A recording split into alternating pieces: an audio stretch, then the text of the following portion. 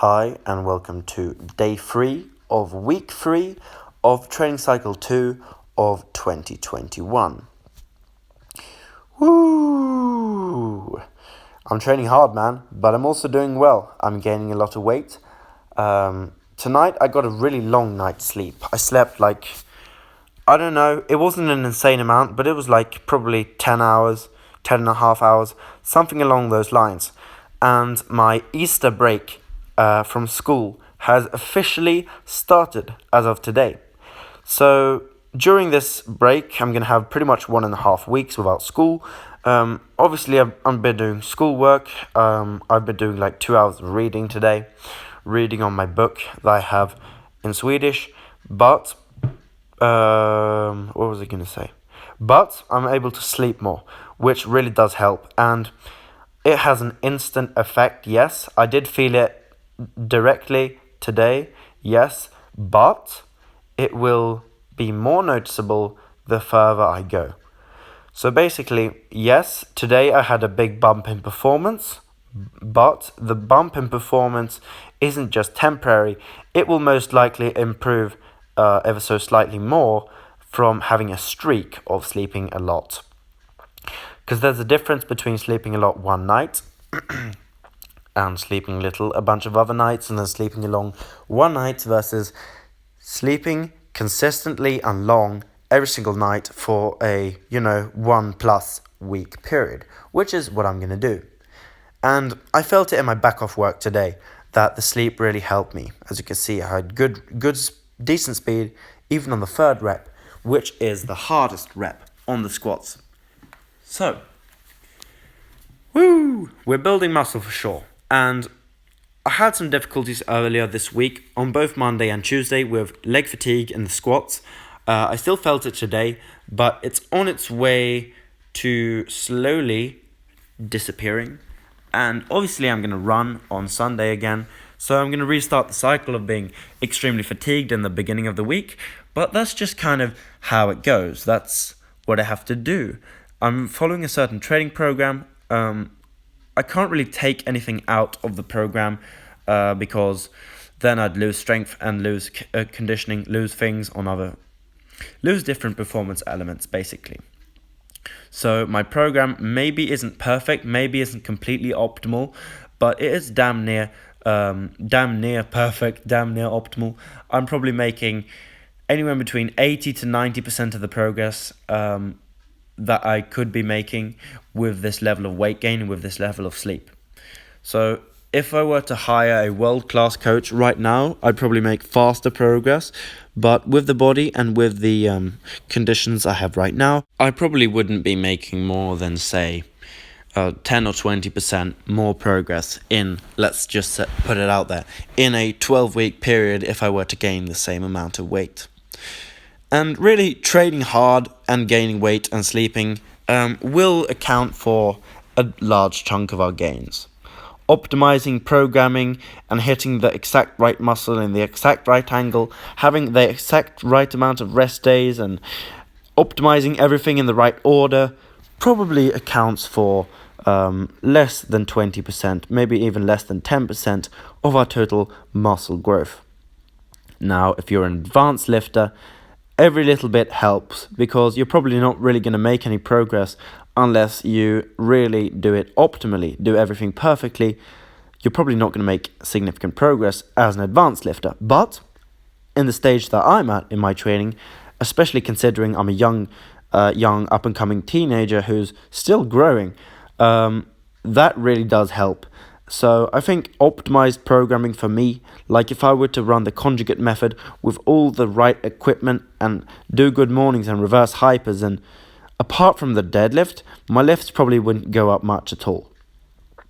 The deadlift would go up and the squat would go up because I would be doing reverse hyper extensions and I'd probably be doing good mornings, which that would probably put 10 kilos on my deadlift in probably 1 or 2 months time.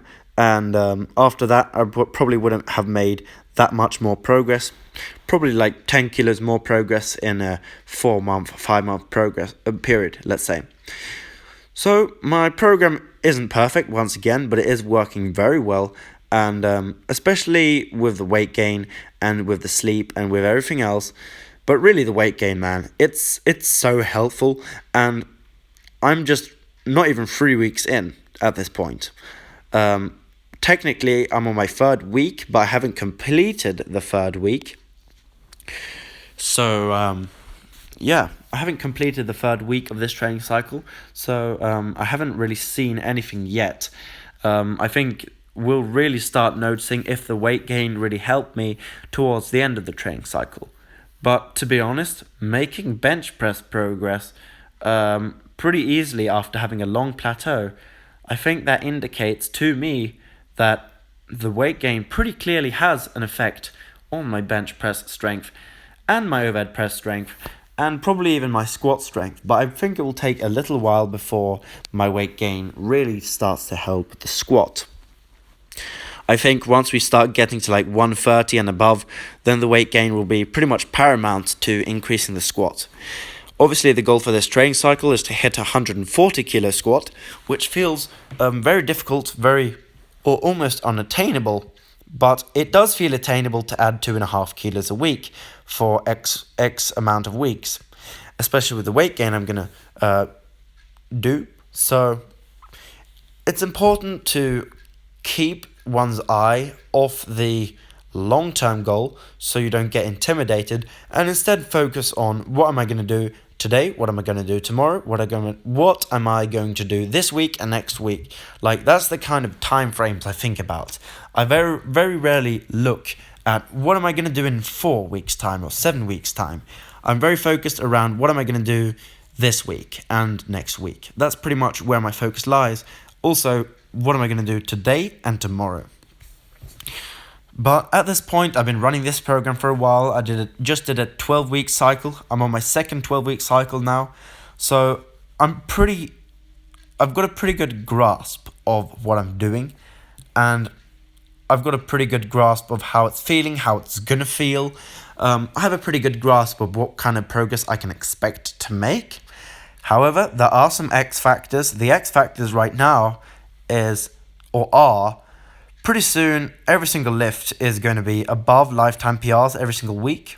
Right now the squat is 2.5 kilos under, the deadlift is 5 kilos under, and the bench press is 2.5 kilos above. Overhead press is 2.5 kilos above. So I'm already at the strongest I've ever been, pretty much, like overall, with the exception of the deadlift being down 5 kilos. But yeah, the X factor is how much weight do I need to gain to get this certain amount of strength gain. I'm pretty sure that I got the math right. I have to weigh 80 kilos in my opinion, in my educated guessing opinion, to bench press 105, squat 140, and deadlift 170.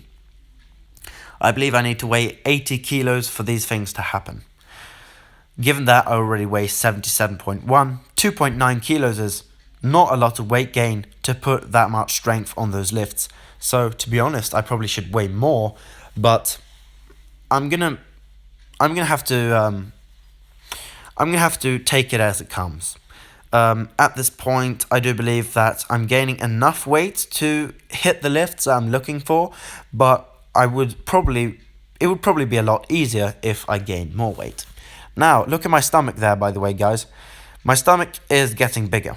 Obviously, I have gained fat. I can feel it, especially fat in my back and probably everywhere else around the body as well. But especially in my back, I have noticed it. Now, my gut sticking out, it doesn't really have as much to do with my fat gain as it has to do with eating a lot. Obviously, at least 1 kilo of my weight gain is just me having more stuff in my intestines and in my stomach constantly. Because when you're eating more, obviously you're going to have more food volume, more total stuff in your mid to lower stomach. And I think that is really probably 90% of the reason why my stomach has gotten bigger. Obviously, I have gained fat around the stomach, but the kind of fat that I would need to gain to make my stomach actually stick out as much as it is doing right now is a lot higher than I have already gained. So basically, guys, don't be worried about my big tummy. There I'm probably actually sucking in my tummy trying to flex it so I can deadlift, but so that is a bad example. But yeah, my stomach's sticking out more than usual. I still continue to do these videos without a shirt because I think it's important that I show you where I'm at in my journey at all times. I can't hide fat gain, muscle loss, whatever is happening. That's why I train without a shirt. Also, it's less laundry, but it's mainly because I have an accountability factor there, and it's fun to watch back what you were doing like 4 months ago and realize, I made some gains, bro. Yeah, talking about gains, these hamstring curls were not gains today. Form was pretty terrible actually when I'm looking back at it. Next week, I'm probably gonna decrease the height, so make it more difficult, but I'm gonna restart at 1 rep instead of 3 reps. So I do believe that my form by next week will improve a lot on these hamstring curls, but we'll have to wait and see.